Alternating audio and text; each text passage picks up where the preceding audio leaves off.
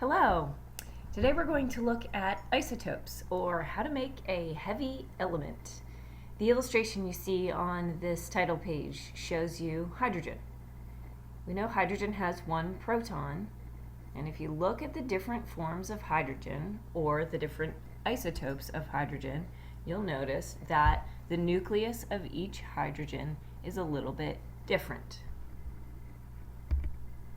So let's start with some review. Recall that an element is a substance that cannot be broken down any further by ordinary chemical changes. It exists of only one type of atom, and these are represented with chemical symbols. All atoms on our periodic table are neutral. They have a nucleus. In that nucleus, they have protons, which are positively charged, and electrons, which are negatively charged, and those balance each other out, so you get a net charge of 0.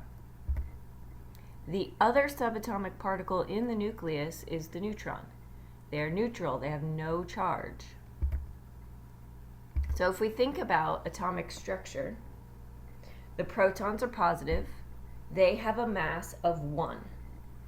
And in reality, if we put a proton on a measuring tool, like a triple beam balance, not that one exists that can actually measure a proton, because that would need to be super sensitive, it would be way less than the number 1 gram or something similar. So we just assign it a 1 to make it easy to work with it. Neutrons, basically the same mass as protons, so we assign them a mass number of 1. And then electrons with the negative charge, they're considerably smaller than both protons and neutrons, so their mass does not contribute to the mass of the atom, so we assign them no mass number. So as a review, how do we know the number of subatomic particles in an atom? Recall that atomic number is the number of protons. For example, hydrogen's atomic number is 1 because it has 1 proton. Carbon's atomic number is 6 because it has 6 protons. And if you're starting to look at periodic tables more often, either the one in the back of your book or one that you find online, you'll notice that the periodic table is arranged according to these number of protons. So it's arranged by atomic number. It goes in order of atomic number, basically. The number of protons identifies the atom, and each element has a different atomic number. 2 protons would be helium, and 29 protons would be copper. Mass number is not the same as atomic mass. Mass number is the number of protons plus the number of neutrons in the nucleus of a specific atom, and it's basically just a shorthand way to talk about how heavy that particular atom would be. The number of neutrons is found by subtracting mass number minus atomic number. So let's take a closer look here, and I'm not sure why the audio on this is a little echoey, but it is no matter where I look at it, so here we go.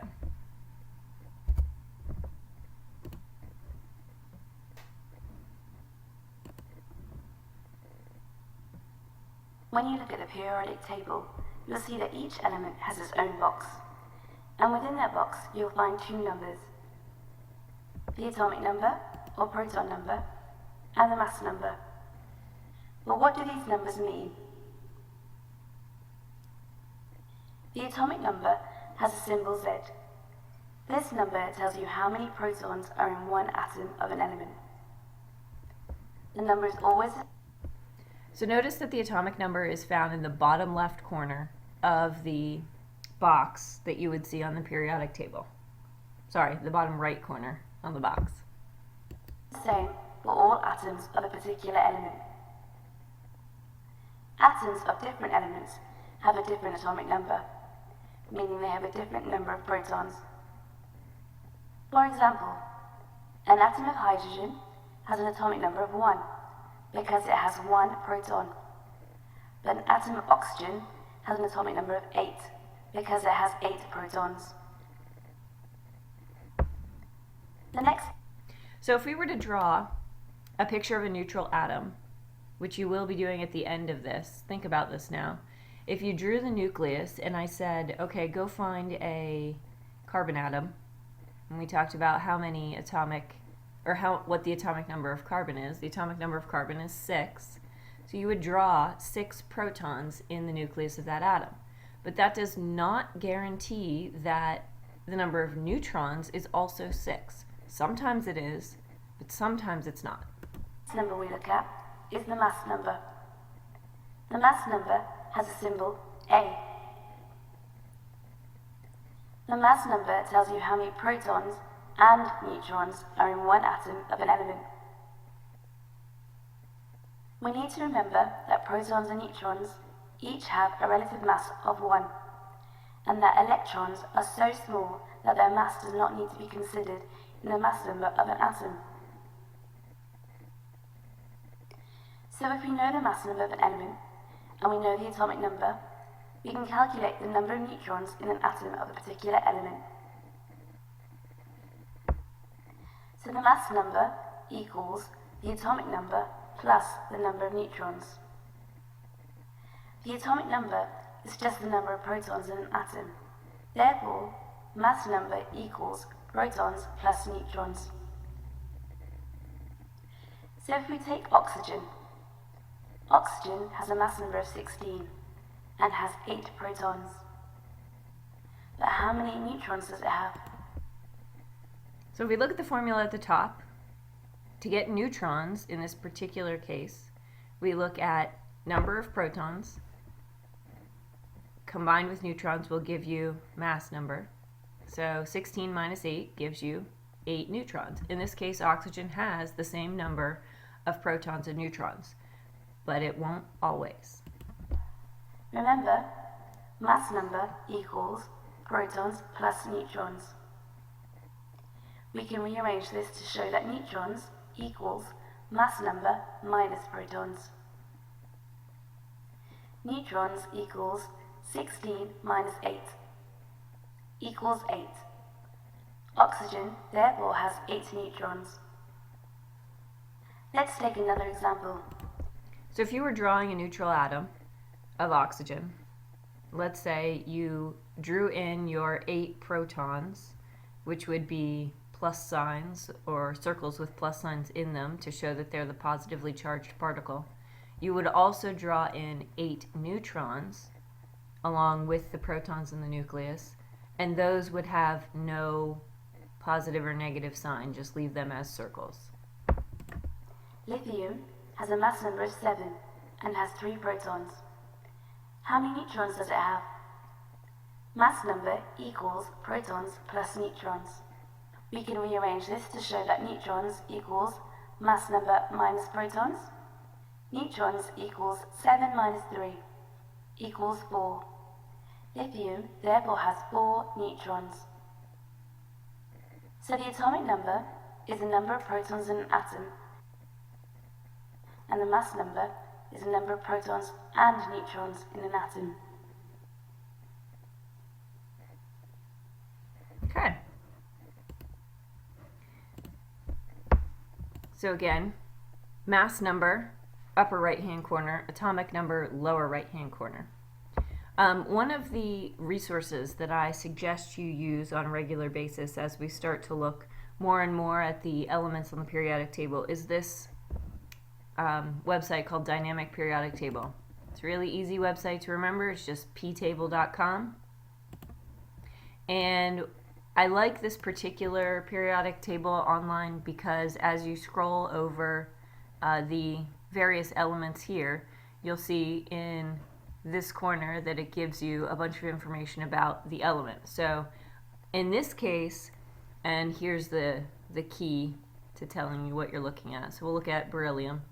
We've got atomic number in the upper left-hand corner and weight or mass, sorry, atomic mass at the bottom right-hand corner. Notice that this number is not a whole number. If we were looking at mass number, it would be a whole number. But since it's not, we know that it is not just a relative number where we assign a 1 for every proton and a 1 for every neutron.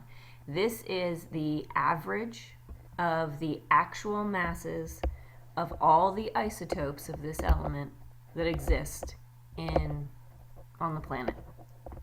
So this is an actual mass, something that's been measured. Whereas mass number is just kind of a relative thing where we just assign something to make it easy.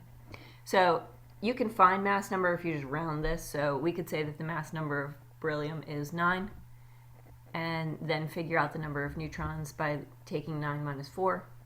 9 minus 4 would give us 4 protons and 5 neutrons. So dynamic periodic table is ptable.com. All right. So we'll go through a couple easy examples. Lithium we've already done. Mass number is 7. Atomic number is 3. That means the protons are 3, which would be the same as the atomic number, and it would have 4 neutrons. Neon has a mass number of 20 and an atomic number of 10. So atomic number gives us the number of protons, so we have 10 protons. And in this case, we also have 10 neutrons because our mass number is 20 minus 10. So what about electrons? Electrons are going to be equal to the number of protons in any isotope. So the negatives balance out the positives, which means electrons will be the same as the atomic number. So helium has a mass number of 4 and an atomic number of 2, which means it will have 2 protons and 2 electrons. And if we wanted to figure out neutrons, it would have 2 neutrons as well, because we subtract 2 from 4. Chlorine. Chlorine has a mass number of 35 and an atomic number of 17. So if we think about protons, neutrons, and electrons, we've got 17 protons. 35 minus 17 gives us 18 neutrons and 17 electrons to make it a neutral atom. K is the symbol for potassium. This has a mass number of 39 and an atomic number of 19. So our protons are 19. 39 minus 19 gives us 20 neutrons. And for a neutral atom, we would have, that's right, 19 electrons. So now that we've reviewed how to find protons, neutrons, and electrons, which is important in understanding isotopes, we can talk about what isotopes are. Isotopes are atoms of the same element that have the same number of protons but different numbers of neutrons and different masses. Atomic mass, not mass number, but atomic mass, is the average mass of the isotopes of an element that are found in nature. So that's what our dynamic periodic table was showing us with the 9 point something, something, something, something. That mass is an average of all the isotopes of beryllium that exist. So here we have 3 isotopes of hydrogen. So some hydrogen atoms are a little bit heavier than others, is what we're getting at here. Protium is our typical hydrogen. That has 1 proton, 0 neutrons. Its mass number is 1.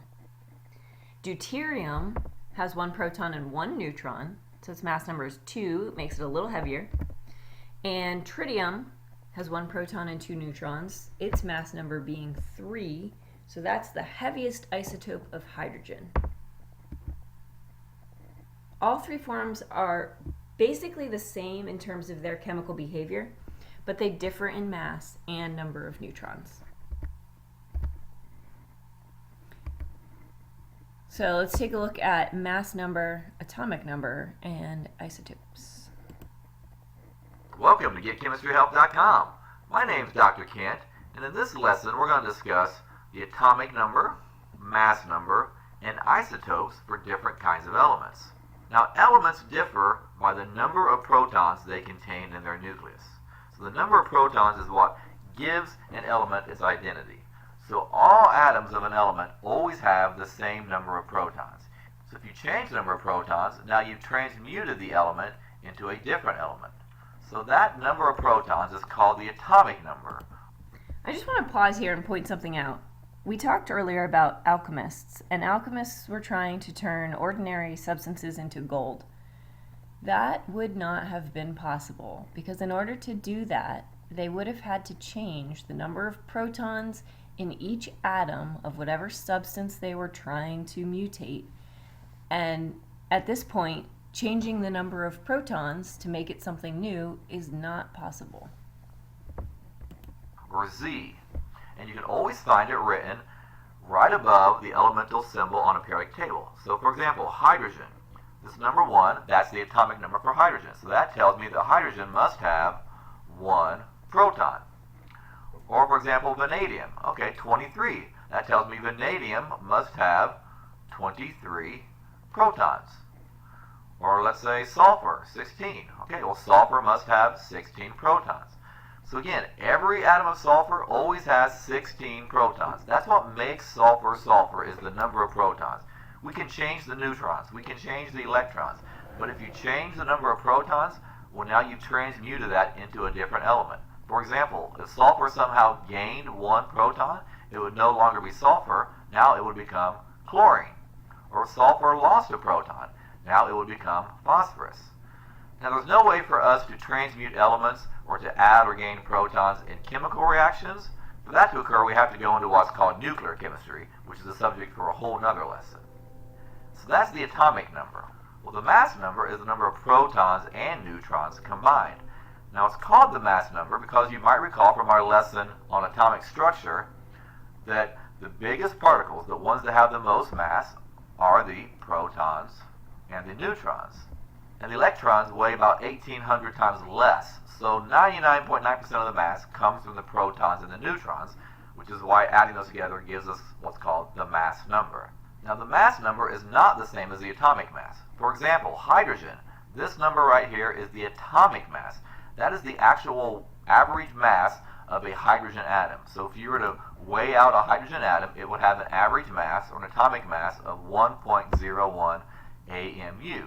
There's a whole other lesson dedicated to this where I show you how to calculate this. And we don't necessarily need to know how to calculate the atomic mass, but again, this is what I'm saying about averages, and if you consider all of the isotopes of a particular element out in nature, you're not going to get the same mass for each one because some of them have more neutrons than others. And the differences are slight, but when we're talking about chemistry, those differences make a big deal. This is not the mass number. The mass number is always going to be some whole number, like 1 or 2 or 3. It'll never be some kind of a decimal. So the way we specify all of these atomic numbers and mass numbers is using what's called atomic notation. It's pretty straightforward, so we'll just write the atomic symbol. So for example, if it was carbon, I would put a big capital C here. Now Z is the atomic number, which is the number of protons. So if I were to look on my periodic table, I would see written right above carbon is the number 6. So I would write 6 here, so 6 protons. And the mass number, that's the protons and neutrons. So carbon can have different numbers of neutrons, so it might be carbon, let's say 13. So that would be 13 protons and neutrons. Now you will see sometimes we don't always write this 6 on the bottom because it's a bit redundant, because if we know that the element is carbon, well again, carbon always has 6 protons. So there's no real need to write 6 in here. So we might just write it as C with the superscript 13 here. So one thing I want to mention about carbon, if you have heard of carbon dating, radioactive dating, in terms of trying to figure out how long ago something was alive, this is why we need to know about the isotopes of different elements, because carbon-14 is an element that we can use to date things that lived hundreds of thousands of years ago, or even longer. So let's look at an example. Here's the atomic notation for an isotope. So the SI, well SI tells me the element must be silicon. Now this number 14, well that's the atomic number. So that's the number of protons. So we must have 14 protons. How about this 29 up here? What is this?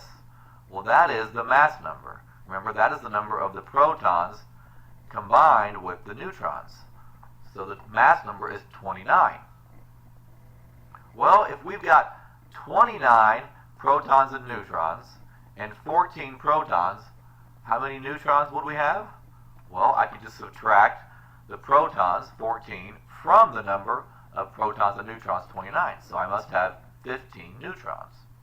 Now, I mentioned earlier that all atoms of the same element have the same number of protons. And in other words, they all have the same atomic number.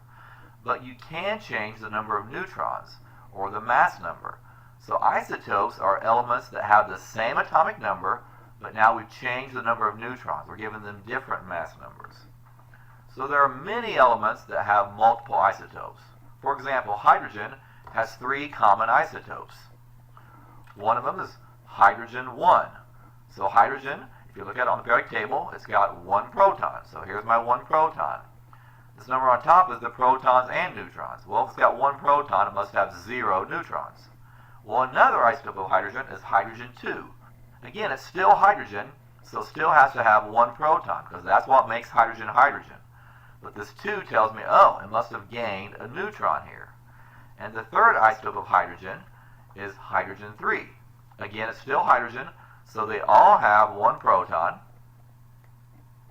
But what makes them different isotopes is their neutrons are different. So this one has 0 neutrons, this one has 1 neutron, and this one has 2 neutrons, which gives this one a mass number 1 plus 0, 1. Gives this one a mass number of 1 plus 1, 2. This one a mass number 1 plus 2 is 3. So again, isotopes all have the same atomic number, or protons. They differ by the number of neutrons. Now, the way we can commonly refer to these or name these isotopes is just by giving the name of the element followed by that mass number. So for example, if I were to say cobalt 60, well, that tells me it's cobalt with a mass number of 60. Again, it's the mass number, not the atomic number. If I said carbon 14, oh well, carbon with a mass number of 14. Based on that, how many protons and neutrons could you determine an atom of lead-206 has? Okay, well, lead. So lead has a symbol Pb, so I look around here.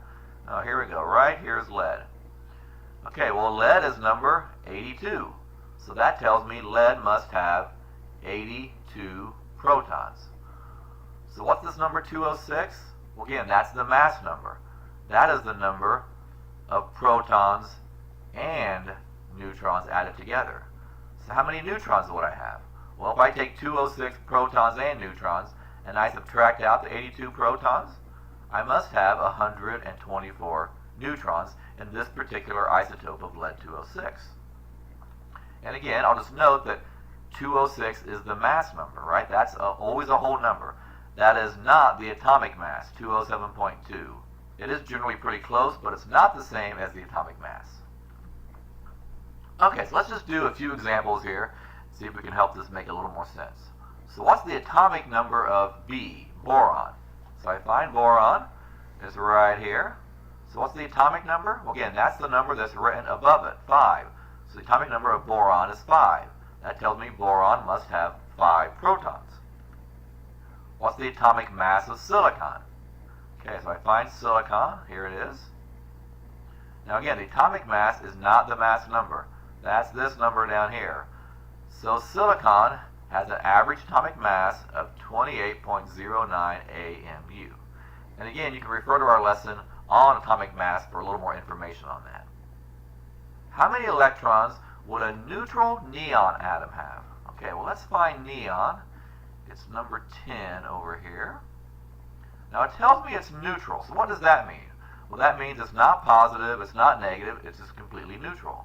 Well, neon normally has 10 protons because it has an atomic number of 10.